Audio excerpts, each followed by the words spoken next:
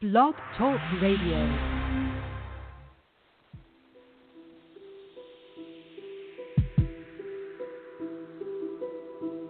Thank you for joining us for live paranormal radio. From the paranormal to the unexplained, it all happens here. It all happens here. Looking to enhance your radio experience? Participate in our live video chat 24/7 with our live paranormal radio show hosts and other like-minded people.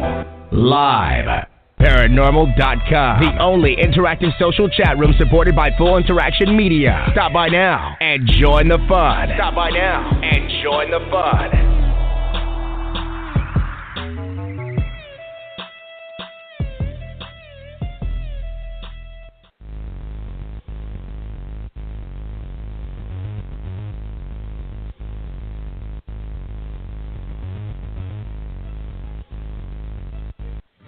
The views expressed here within the programs and chats do not necessarily represent the views of LiveParanormal.com. You're listening to Live Paranormal Radio at LiveParanormal.com.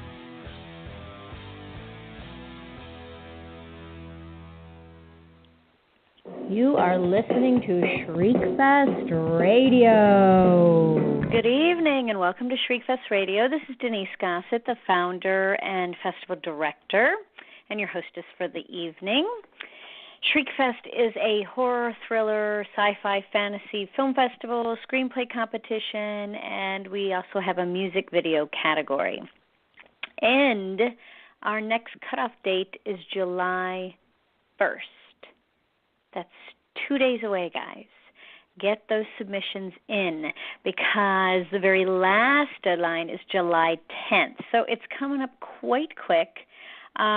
If you are trying to finish up your project and you're close but not quite close and you miss both deadlines, email us. Sometimes we can, cut you a little slack. It just depends on, if we're really slammed with a lot of submissions, we can often say, sure, go ahead and send it because, we know that we're not going to be making decisions anytime soon.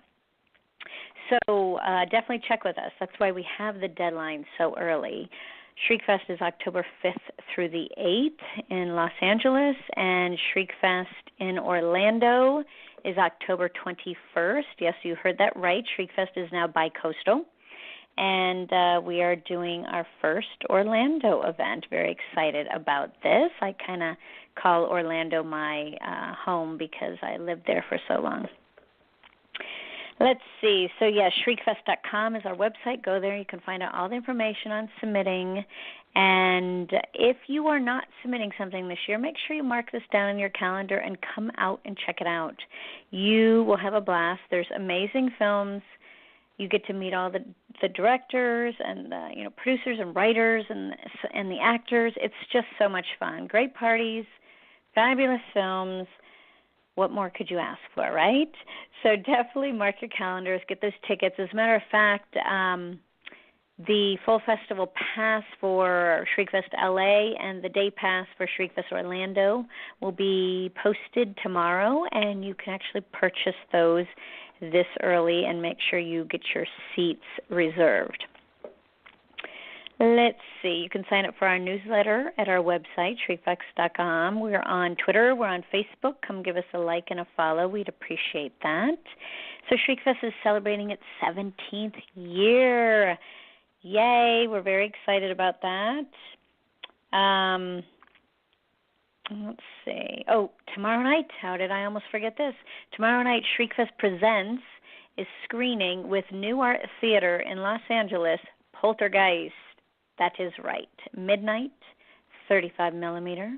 It's the 35th anniversary of Poltergeist. Can you believe it? 35 years. How is that possible? Great movie. You don't remember everything about that movie, so you better get your tickets and come on out and celebrate with us because it's going to be a fun night. Great way to kick off this long weekend for the 4th of July. Very excited. My guest tonight, let's see, first of all, let's give you the call-in number in case you have a question for myself or my guest. And the call-in number is 347-202-0316, 347-202-0316. If you're shy and you would rather not be on the air, you can always tweet at Shriekfest or shoot me an email at shriekfest.com, and I will periodically glance at those and get your questions answered. And now I'm very excited because my guest tonight, he is an actor. He's also executive producer of the short film from 2016 Shriekfest, Eveless, directed by Antonio Padovan. Great short.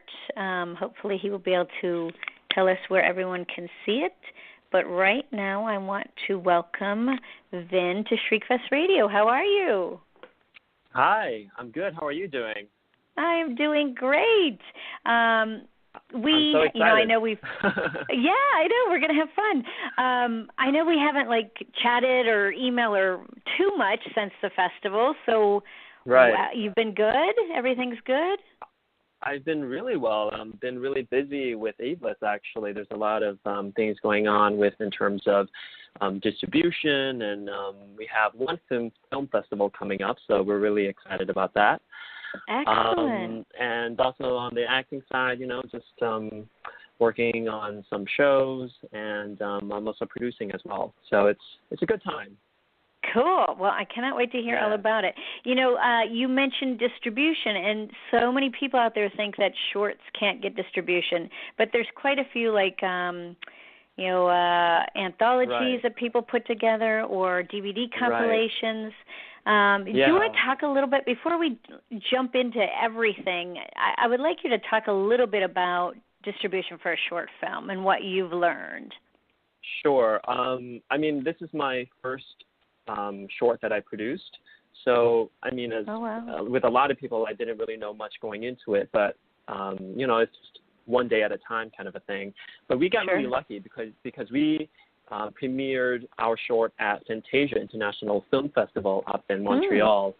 And it's a wonderful, wonderful festival, and a lot of people end up going to this festival. And we were in a very specific slot, and someone who owns a distribution company up in Canada came and saw it, and it sort of fit what they were looking for. They were looking for shorts that sort of have sci-fi, horror, post-apocalyptic themes. So ours was the piece of the puzzle, and so that's sort of how it started. And we're now online. You can buy the DVD and Blu-ray on Amazon. We're on iTunes, Redbox, and we just recently are now distributed in the UK via Studio Canal. So that's very exciting. So there's DVD and Blu-ray over there. Yeah, so that's sort of the latest news that I just found out very recently, and that's very incredibly exciting. So it is possible. It is. I think the thing is to figure out what your film is and find the right target audience for, whatever film festival that is or whatever distribution company that is. And we just got incredibly lucky on that front. Yeah. Wow. Okay, so and it's exciting too because once you realize you can do it with one, well, now you have hope for the future ones too. That's the hope. Yes. Yes. So how did you? Because you're an actor, and like you said, you just recently started producing. How did you? Did you always know you wanted to act? How did you get into this industry? Well, acting was something that I've always been curious in and wanted to do, but I actually started out in music, actually. I have an undergrad degree in music education from Michigan, and I started doing that a little bit and acting on the side as a hobby, thinking I can never really be an actor. I don't know what that means. Kind of embarrassed about the idea of me being an actor. But what happened was eventually, so once I graduated, I was sort of at a crossroads that I think I really wanted to be an actor. So I sort of changed courses a little bit and got into an MFA program in New York. So I just flew to New York and did a 3-year program, and then that's when it all sort of started. It's been sort of a crazy ride. Right, yeah. And how was it moving to New York? Did you know anyone? How did all that play out? I mean, New York can be a little intimidating at first. Sure. Coming from the Midwest, yeah. But I stayed in the dorms the first year, and a lot of the students at my program were also in the dorms, so we got close very quickly. And sort of that year was sort of just like getting acquainted with everybody, and then sort of after that, I learned how to navigate New York City. That's quite a monster that it is. But yeah, sure. yeah, right. Yeah. Well, that is great. And it sounds like your parents obviously were supportive. They weren't at first. Oh. But I've always been, they were kind of concerned, I would say. But they've always known that I am a creative person. I've always been a creative person. Since I was young, I played the piano, and then I joined choir in high school. So they had the signs were there, and they wanted to push me into something more stable, like, you know, if I wanted to be a teacher or wanted to be behind the lens or or a doctor or whatever. But I just followed my passion. I think I was very stubborn as a kid, and I was determined that this is what I wanted to do, and if I wanted to do it, I'm going to do it. And eventually they caved in. I think I just beat it out of them, essentially. But it all sort of all worked out. Yeah, I mean, they're concerned for my well-being. You know, they just want to make sure that I'm going to be okay financially, and if I can do that, then they have nothing to worry about. Yeah. Right. And you've done theater, and you've done film, and TV. Which do you prefer? A lot of people ask me that, and I always say I love the process of theater, but I love the medium of film. In that I love rehearsing, as an actor, I love digging deep into the characters and the story and having these discoveries while rehearsing in the room with the director, and that's always fun. But I really, in contrast with that, I love the film of medium, the medium of film, that is.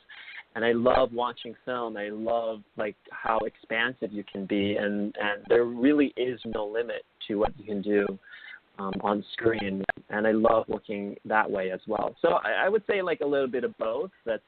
I think that's a cop-out answer, really, but that's really how I see both of the mediums. So I love both, but just in different ways.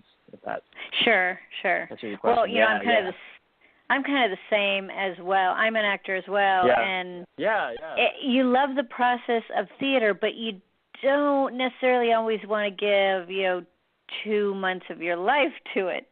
Exactly. Yeah. It's really, I mean, theater is grueling, right? And you need the muscles for it, and you need it's a lot of work. I would say it's a lot of work. I did a show called The White Snake, and I did that on and off around the country for 3 years. And we did a total of, I think, 150 shows. Whoa. Which is, it's an amazing experience. But, after doing so many shows, you get a little bit worn out after doing so many. And so that's just another aspect of doing theater. But in film, the magic of in the moment, being in the moment and being present and figuring it out while you're just there on the set is an exciting, thrilling thing. Yeah. Which is very, very different, right? Yeah. So I don't know. There's a combination there that I really love. And sometimes they even blend together when you rehearse for a film or something like that. So sure. Yeah. Okay, so doing 150 shows, Vin, how did you keep it fresh and exciting? Or were there nights where you're like, oh, man, I don't want to do this tonight? Yeah, and there's definitely times where you're just like, oh, I just need to get through this. But I always do. I have a ritual before I go in. Tell me, what's your ritual? Yeah, right. So, you're prepping, you're putting on the costume, and once you're all that is done, you put on your mic. I do like a warm up, and I just tell myself sort of like, okay, I'm here, I'm present, breathe, let yourself be in the space, and make sure that you're listening, but also be thankful that you're there and you get to do what you love and you get paid to do what you love. And there are people there who are so excited to see this show, who paid money to see you, right? Right. And when you sort of think of it that way, you're like, okay, I can do this. This is for the audience. I'm really doing it for them. And that's sort of, on hard nights, that I think about that a lot. Or on some other nights, I'm like, I'm going to work on a specific thing. Maybe the night before, I wasn't really working so well in this particular moment. I wasn't listening, or I wasn't in the moment, or whatever it is. Today, I'm going to really focus and work on that. So I'll set a goal for myself for that performance, so that it keeps it fresh in a way, right? Yeah. You're not just like chugging along and being soulless. I try to figure different ways to bring something new to the table. So Great idea. Yeah, that's my little tidbit there. Yeah, no, I love it. And what I was thinking when you were talking about that is that same belief and talking to yourself about, being present. We should all do that daily. I mean, think of how many times we really aren't present because we don't want to do what we're doing. And think of how much better things would get done if we were present. So that's what I was thinking, like, wow, take that into everyday life. Totally. I mean, a lot of people, I think, there's a lot of fear involved in being in the moment and being present. You tend to want to look ahead or look behind you, look in the past. It's hard to be here in the now and just like actually, if you're with someone, actually listen to that person or respond genuinely. It's a task that I think, now we're so obsessed with being on our phones and giving a lot of energy there and not actually connecting with a fellow human being and be present with that person. Yeah, totally. I mean, you can totally apply that to everyday life, especially today when we're so electronic obsessed. Yeah. Right. Good. Yeah. It's a great observation. I'm a little concerned here. I'm looking at the software, and it's not counting down or saying on air. I have had some issues with Blog Talk Radio recently, and I'm a little concerned that nothing's happening. If there is anyone out there that can hear us and is listening right now, I would love it if you could call in and just let us know that you can hear us. 347-202-0316. 347-202-0316. This happened the other night, and I had to log out and log back in during the show. It was really annoying. Yeah. Oh, no. So I don't know. I don't know what to do. Because usually it says on air and it's counting down the show, and it is not showing me that. Let me try refreshing the page, maybe see something happening here. Sure. Yeah. Okay, it's saying it now. It must just have been some glitch with the... Okay, good, because we were talking about some cool things, and I don't want to lose all that. We had some gems there that we just... All right. People should be listening to that. Right. Vin, how do you prepare for your roles? Oh, man. That's a big question. Let's see. It really depends on the role, let's say. I would read a script and see how it connects with it. Yeah. And figure out how can I bring the most of myself to it. Okay. And sort of go from there. We do a lot of research, of course. There's a lot of that prep that goes into it and a lot of analysis that goes into the script that you're reading. But in terms of the character, it's kind of like if you were to imagine the character in your mind, how far are they from you? Like if you're talking distance, are they really far? Is someone that you really don't identify with? Or is it someone really close to you that you read it and oh my gosh, I totally get who this person is? So gauging from that if they're really far, then I have to figure out why are they far and how can I bring them closer to me. You know, what is it about them? I need to find my way in.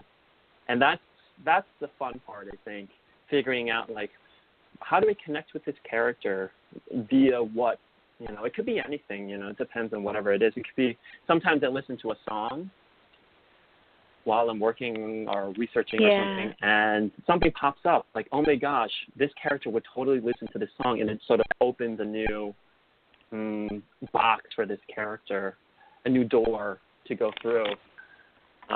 But sort of, yeah, I mean, that would be like the short answer of, like, how figuring out ways to connect with them, and it really depends. I mean, it could be something, you know, listening to music, as I said, or if the character has a skill that I don't have, maybe it's learning more about that skill. Sometimes I dance. I dance by myself, and I figure out, like, and you sort of move from that into, like, maybe it's a physical thing. Maybe, like, this character moves in a certain way, and, like, if I sort of figure that out, that would be my way in. So, you know, it could be something like that. It really depends. I think that's what's fun about being an actor, is sort of this discoveries of, you know, what you find along the way, and using that as the vehicle to learning the character. But the main goal is to be as close as possible to the character. Yeah. Great advice. Yeah. You know, it's hard sometimes, because have you ever been cast in a role that like you, it's not you, it's hard to find, and so what'd you do there? You jump. you climb up, get on the. Yeah, you just have to. At some point, you're gonna just have to jump. I always I'm very critical of myself, and I always feel like, man, if I only had one more day or one more week or whatever. But at some point, you're gonna run out of time, and you're just gonna have to make a decision, and you have to jump and commit to it. Right. Just commit.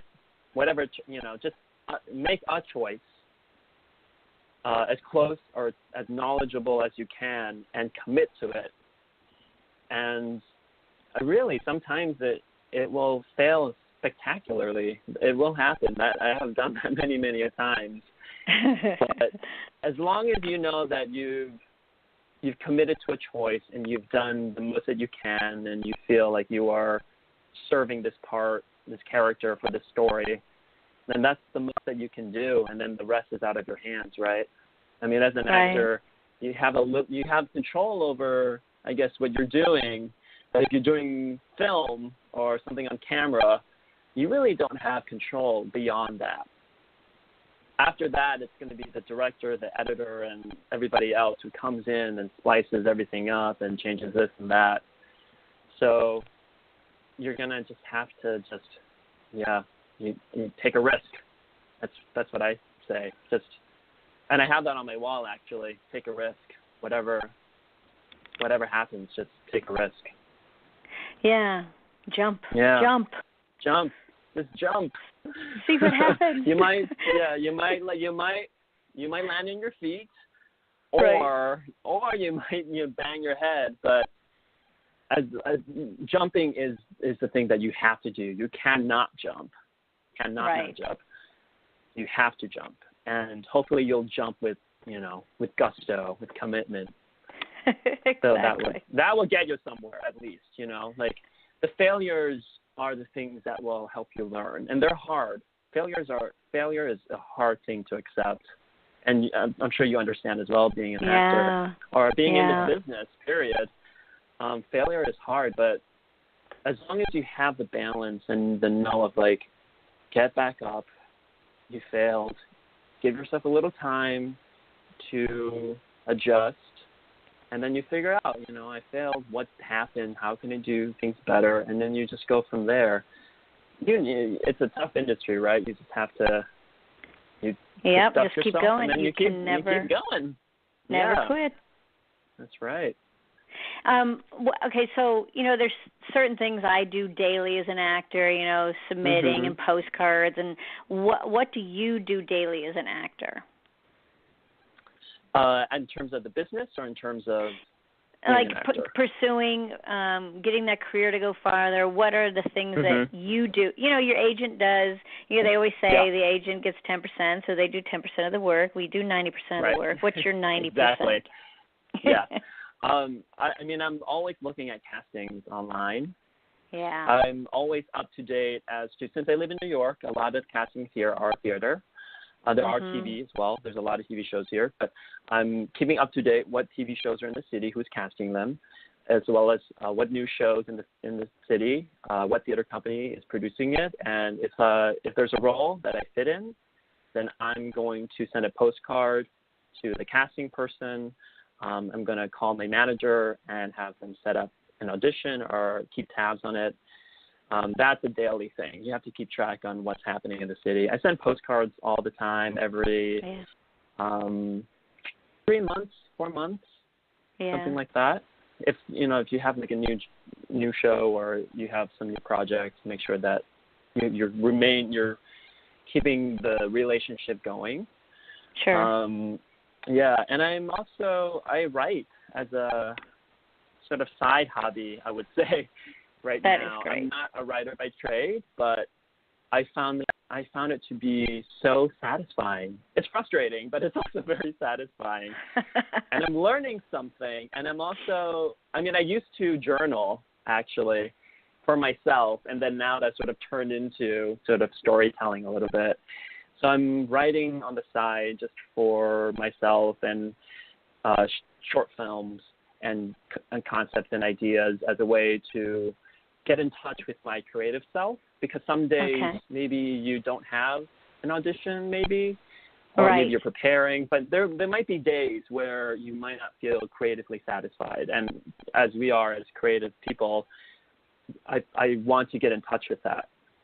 So I find that writing is a great way to channel that, what I'm feeling for the day, or if I'm going through something or I have an idea, I just jot that down. And that's actually something very new for me that I've been really gravitating towards, and it's completely satisfying in a lot of ways, because it's different from the acting work that I do. It's just like in a different format. So that's been really, really great. Yeah.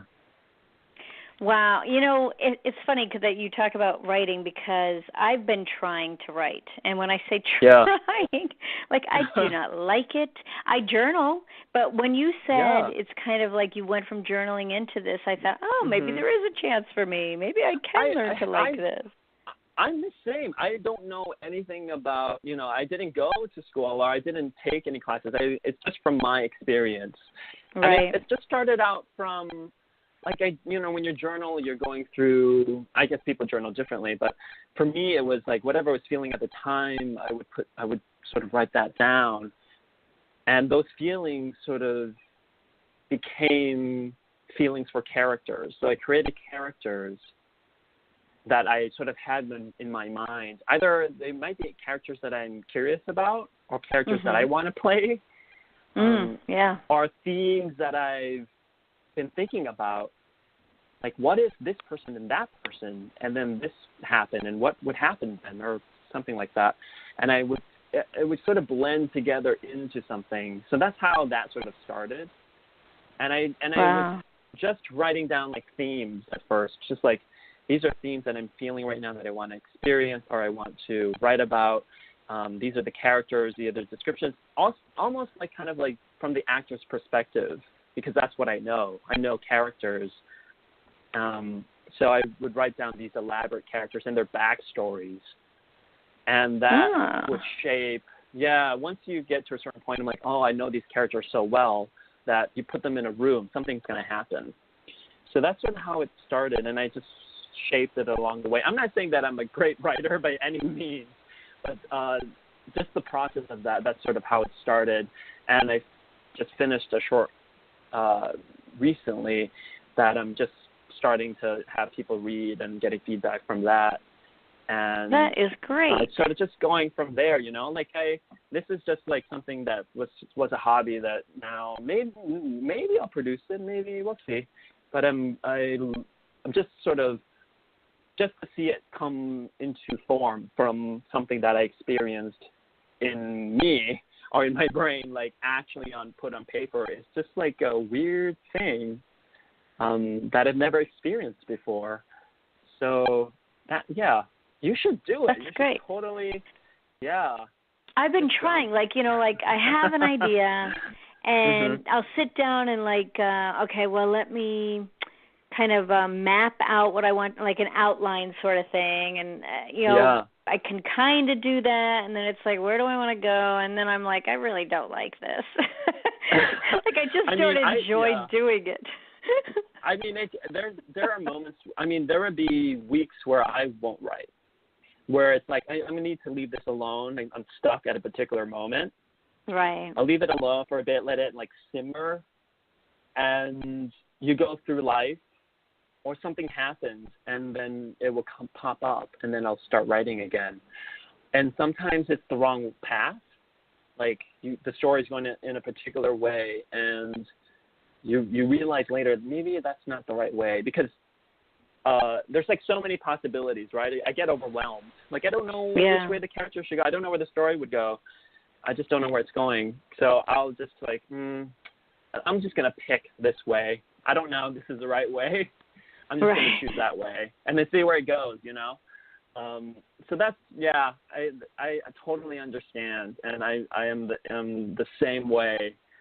I just like, I'll write a little bit, you know, if I'll just write one scene, maybe just write one scene. Yeah. And then I'll leave it at that. That's great for today, because I'm doing it on the side. So I'm creatively satisfied for that. I will do something else. That's perfect, because there are actual writers out there who struggle with getting going with it, and I always tell them, just set a timer for 5 minutes, and that way you're not overwhelmed. You know, okay, I'm only going to write for 5 minutes, and then often you'll go past that 5 minutes because you're in the groove now. Right, exactly. Once you get into the groove, like, things start happening. And sometimes I'll listen to music that sort of helps me. I listen to music a lot as inspiration.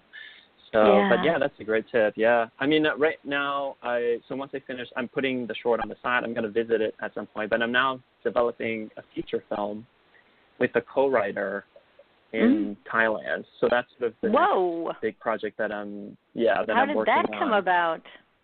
It's funny. The thing about producing my short Eveless is it sort of really opened a huge door for me, like door in terms of like for myself, just like the confidence, like oh, I can actually do this. I didn't know what I was doing when I produced it, but once I decided, like, you know what, I'm going to do it, and then we'll just see what happens. And then once a problem comes, you just deal with it, and then you just go about it that way. And once I got through that, I'm like, wow, I think I can do this. So I have some connections in Thailand that I sort of networked a bit, and I pitched a project to one of the writers there.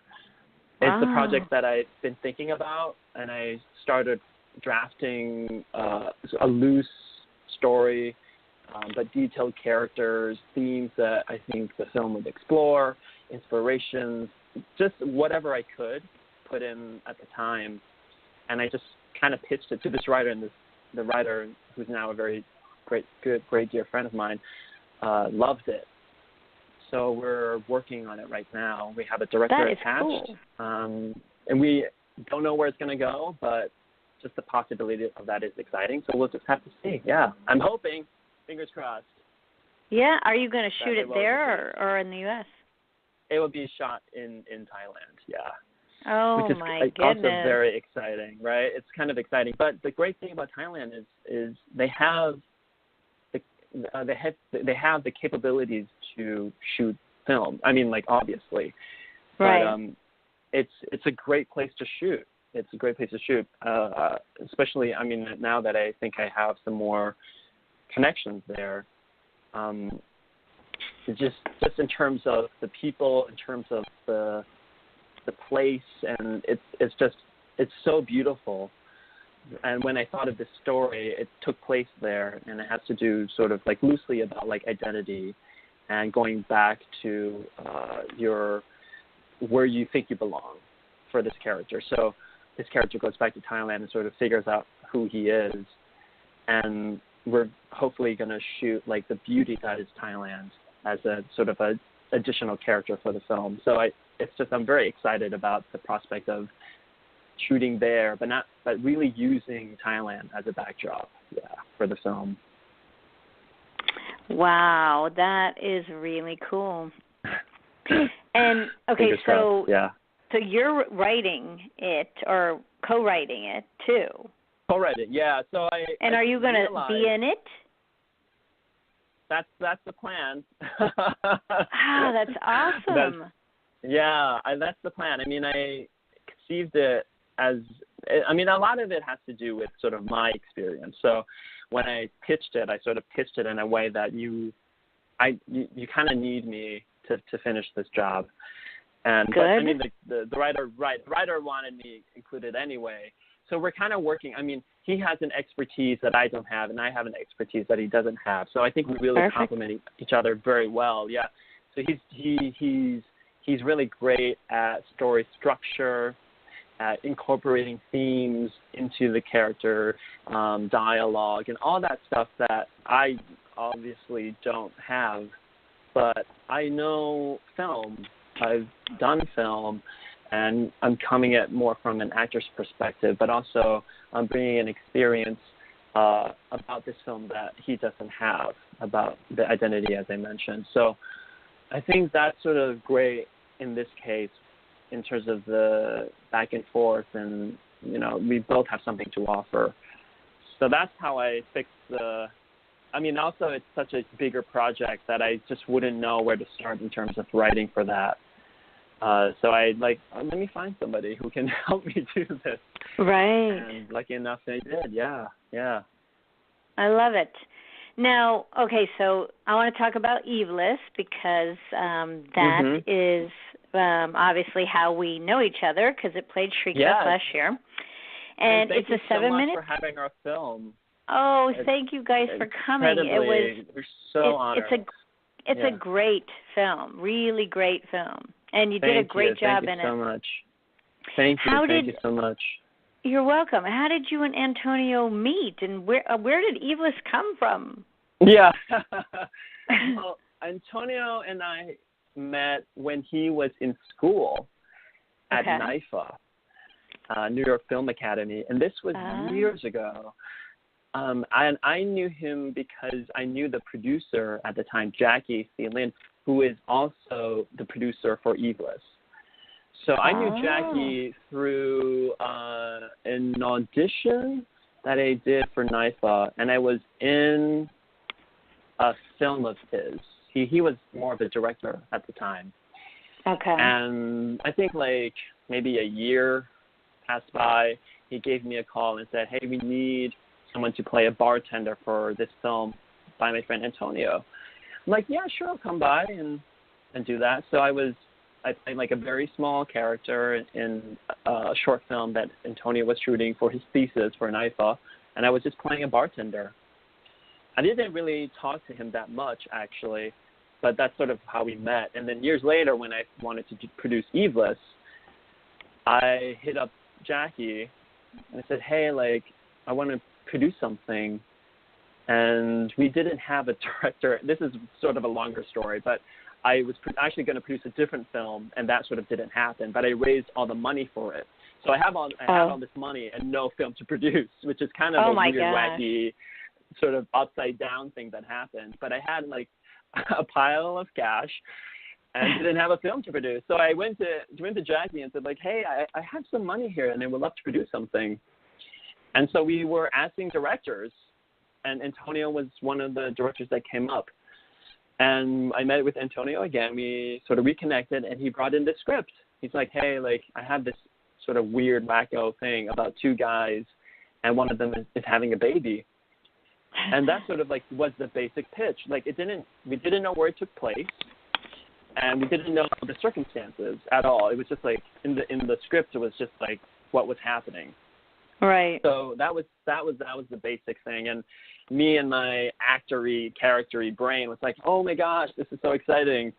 I never thought I would do a horror short, but Antonio's last film, Jack Attack, has been into 40 film festivals. Wow. And so he was pitching the idea of like, hey, like this is great. It's great exposure. It's a huge genre. People love it. And that's sort of the beginning. I mean, I love sci-fi already. I never thought I would be in one, but I loved the genre. I loved the idea. And now going through that process, I love going to horror, sci-fi, these niche festivals because people are passionate. Yeah. And the filmmakers are passionate, and people come. It's just so much fun. But back to the story. So that's how it really started, and from that we fleshed it out. Let's put it in the future. Like, what if this future didn't have any women, and that's why he's giving birth, and that sort of So it was like a small thing that turned into a really big thing. Wow. Yeah, well, it's very unique, and like you said, I'm sure the people listening are going, a guy's having a baby. What? Yeah, right, exactly, yeah. Hopefully I didn't give too much away, but that's sort of the basic premise. There's a lot more to discover in the film. It's really short, but it goes right to the point. Yeah, it's tight. It's really tight. It's tight. It's very tight, and I was concerned at first. I'm like, Antonio, like, it's 6 minutes and 12 seconds. And I was like, is this long enough? And he's like, of course. Like, of course, you can do a film shorter than this, and it will still make sense. So that was that. And we wanted to keep it short because we had a limited budget. So instead of, like, prolonging the days shooting and lowering the quality, we decided to shorten the days and up the quality. So we spent a lot of that funds for set design, for special effects, for color correction and things like that. So it will look really great. And it's 6 minutes, but it's 6, hopefully, just very well quality 6 minutes. Yeah, it is. Good storytelling, yeah. So once we finished it, we were all watching it and like, I think this is really great. But we didn't really know the extent until other people watched it because we were so close to it. Sure. And once people started squirming, we're like, I think we have something here. I love it. We just didn't know because we were like in the process. But seeing people really loving it, enjoying it, and gravitating towards it, and have questions about it, it leaves with a lot of possibility at the end. And questions, like, it's so satisfying as an actor and producer on it, and we're all the team, we're just so thrilled that this little piece of a film has reached such a wide audience. Yeah. Now, okay, as executive producer, what was your role? Explain to people listening, what does an executive producer do? So I basically brought everybody on board. I searched I started with the line producer, which was Jackie, because I literally didn't know anything, but I'm going to bring in people. I'm going to bring people together that I know, and if I don't know anybody, I'll ask. So Jackie was the first person, and Jackie had at that time had a lot of experience producing already. So once we brought him on board, and then Antonio on board, and my co-producer Greg, that was the core team. And from that, we were able to figure out like who to hire, what kind of budget we were looking at, and Jackie was a lot of help in terms of figuring that out. Like, should we shoot 3 days, 2 days, 1 day? What kind of equipment we need? How many crew members do we need? So those logistics, I asked for help. But as an executive producer, every decision passed through me. So a lot of long meetings, and since we were developing the script at the same time in terms of the story, making decisions about, like, if it's set in the future, then what will in terms of, like, actor stuff that I love, like, what kind of costumes do they wear? What will their face look like? What is the environment about? And that was when the fun stuff really happened, is when we were talking those kind of details, and then seeing that on screen was really satisfying. But any big decision, big and small decision, I had to go through me. And then once the film wrapped, that's when, the bulk of my work was like finding people for post, finding color correction, and then submitting to film festivals, doing all of that stuff, because everybody who was hired is now doing other things, and I technically own the film. So everything was on my shoulders to make sure that the film had a life. Sure. From start to finish, I was involved in every single aspect, which is so much fun and also just a lot of work. Yeah. Yeah. Oh, yeah. I'm sure. Yeah. And like you said, that was a 6-minute film. Right. Just imagine. Right. And we just shot 2 days. I mean, I'm sure every process is different, but from raising the money to getting the right people, and there were moments when we didn't find the right person, and we had to look for someone else. That has happened as well. And also, we're not working at, we're not talking like big budget rates here, right? We're talking like stripped down, like favors, like some of the stuff you had to cut corners. So that just takes time, Our editor, Greg, who's so fabulous, he works at Food Network, and he was dying for a project to do, and so he was willing to work for us at a very lowered rate than what he usually does, but it just took a long time because he had a full-time job. So those kind of things, it just takes a while. Yeah, it took a long time to edit because we wanted it just right, and I was in the room for that too. So that's another thing that I was really such a new experience, but just so much fun to see everything come together. How fun to see it through from beginning to end. Now, so you approach Antonio. You've got a wad of cash, no script. He brings the script. Now, when you approached him and he brings the script, were you thinking, I'm just going to produce? Or were you thinking, let me star in this too? Oh, I think the idea of me being in something was there from the beginning, but I didn't know to what capacity.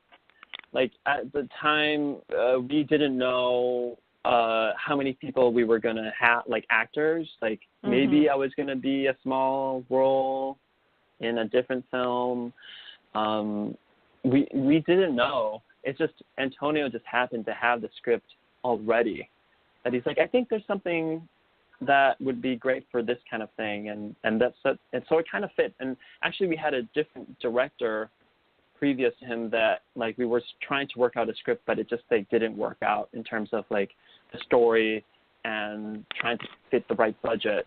So Antonio, it was just like sort of things just started to fit in the right place, and that's sort of why. And actually, when we first rehearsed it, myself, who was in the film, and Greg, who's also in the film, like our roles were reversed. I was supposed to be in bed, and then Greg was supposed to be the other guy who's doing all the operating stuff. Antonio insisted that we switch. So we went into it just really not knowing how it was going to fit in the best, but we just figured as we went along. Yeah. Wow. Antonio, in 2013, he won Best Super Short with Jack Attack at Shriekfest. Oh my gosh. Yep. I think yes. I know now that you say that, I think that's why I submitted there. I mean, like because he gave me a list of festivals that he thought would be great. Because when I started the process, I had no idea where to submit to. Sure. I didn't know. I just, should I, submit to Sundance? Like, I just didn't know. Tribeca? I didn't know. Right. And I believe Shriekfest was one of them that he recommended. And so do you know Brian Norton? Yeah. I don't know. Okay, because he, I think, was working at the school that Antonio went to. I think, because they both directed Jack Attack. Oh, gotcha. I don't know a lot of his, other than Jackie, who also went to NIFA, I don't know a lot of the people there. But I know Jag Attack. I mean, I've seen it obviously, and it's just I don't even know. It's such a scary, disturbing, amazing. Yeah, it's great. It's so good, and in some ways, Eveless, although very, very different, it has Antonio's stamp all over it. Yes. It's definitely like his film. It's tight. And it has it is a blessing. Like, as a festival director, when we get films that are tight, it's so wonderful. Like, I watched a film today, and I won't, say whose or what, but it was like 21 minutes long, and I'm like, oh my gosh, this is starting out so great, and then it just stayed too long. Yeah. Like, it could have easily been 15 minutes and been a nice, tight short. And that was something that we talked about extensively, because I was nervous. Maybe we should do something like around 10. But Antonio insisted, like, this is good, and this is why. He's a guy. Yeah, he is an amazing director, and he's so much fun to work with. And we argued a lot in the best way, because we're both fighting for the film. Sure. But he's so great at listening, and we went back and forth and finding the right balance for this film. Well, Jag Attack's 8 minutes. You're right. Jag Attack is also very short, and it just leaves such a huge punch as well. And Antonio right now he just finished shooting his feature film in Italy. Oh, and how cool! He is in the process of editing it right now, and I believe it's going to go to a film fest. It's going to premiere at a very big film festival this year somewhere. I can't say where, but that's what's happening at the moment with him. So he's very busy. I talk to him every now and then, but he's busy creating movies at the moment. And he's also a writer. He co-wrote Eveless.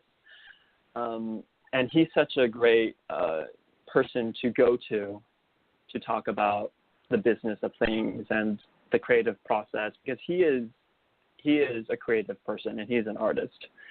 And I'm so glad that everything just worked out so well. Like, we chose the right director, and Antonio was the guy. I love it. Now, before we run out of time, where can people find you? Do you have a website? Are you on Facebook, Twitter? Where can people find you? I do, yeah. So my name is Vin Kridakorn, and from that, my Twitter handle is Vin Kridakorn. Instagram is Vin Kridakorn. My website is worldwideweb.vinkridakorn.com. That's VINKRIDAKORN. And via those 3 outlets, you'll find a lot of information about me, about any projects that are coming up. Eveless also has their own website. If you look up on Facebook, Eveless the Film, you will have all the updates on what Eveless is happening. And so from there, you can see where the anthology is and see all about that. Hopefully, in the next couple months, we'll have some big news on Eveless that I can't share yet, but hopefully that's on the pipeline. But yeah, through those channels, you can please give a shout out, send me a message. I would love to hear back. Cool. I just went to Eveless the Film on Facebook and realized somehow I didn't know it was there, so I didn't like it, but I just liked it. Yay! How is that possible? Yay! It's there. Yeah, I updated it. So from there, you can see we have a film festival coming up, Scare LA. That's coming up, I believe, August 5th and 6th. And that's going to happen in LA. So if you're in LA, you can go see the film on the big screen. Yes, as part of a Shriekfest block. Yes, exactly. Woohoo! Such a great block.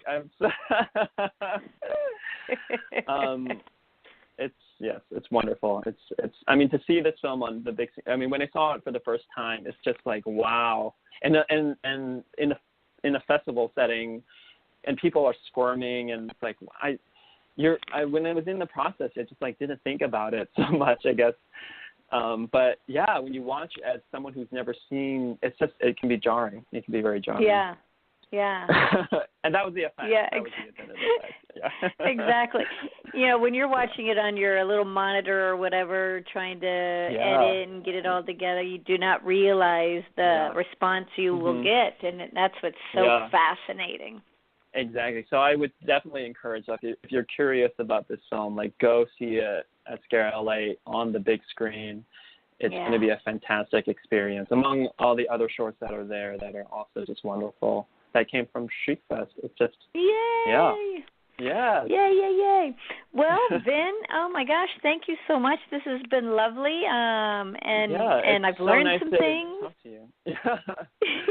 Yeah, it's been so wonderful to talk to you. Thank you so much for having me. And time flies. Wow, I can't believe it's almost been an hour. I know. What the heck? How did that happen? Right, exactly. When you're having a good time talking about yourself. Right. But no, thank you so much. This journey of producing this film from the seed of that idea till now, I just would never have thought this would it's just, that journey has been so amazing, and I'm just incredibly thankful for everybody who has embraced the film and watched it and liked it, and it's a dream come true to do that, and essentially in the bug has bit, and I want to produce more. So it's been such a wonderful experience. Yeah, thank you. Oh, that is great. Well, keep me posted, because any bit of news, feel free to post on our Facebook page, tweet it to @Shriekfest. We kind of have your target audience, so I can help get the word out. Yes. Thank you so much, so much. I'm just incredibly thankful. And I need to follow you as well. I think I follow you already, but if not, yes, I would love to keep tabs on what you're doing as well as an actor. Well, thank you. And of course, Shriekfest, which is in its 17th year. Yes, is that insane? Amazing. Just, wow. I have a friend who did his first film festival this year, and kudos to him, because it was a lot of work. Yeah, it is. I can't imagine 17 years. That is an achievement, and just amazing. This niche that I found, I found in opened the door to, and just have experienced just the joy in these festivals, because people really want to be there, and they really love and embrace these niche films. Very loyal. And it's such a different experience than going to something that is of a more traditional sense in sense of the film festival. The horror, sci-fi genre is just so wonderful that the past year that I've experienced and gone to these film festivals and talked to people and networked and connect with. It's just lovely. Yeah. Well, keep that writing going on, and come back with some more. I will. All right. Thank you, Vin. You have a great rest of your evening, and keep in touch. You too. Thank you so much. All right. Thank you. Bye-bye. All right. That was awesome, guys. So definitely go check out, if you're in LA, go check it out at Scare LA. It's going to be part of a Shriekfest block. It's going to be a lot of fun. And let's see, there is no show next week because of 4th of July. So everybody be safe out there, have fun, celebrate. But also don't forget to pursue those dreams, write down those goals, go after it, never give up. Enjoy it all. It's all worth it. Truly it is. All right, guys, have a great night.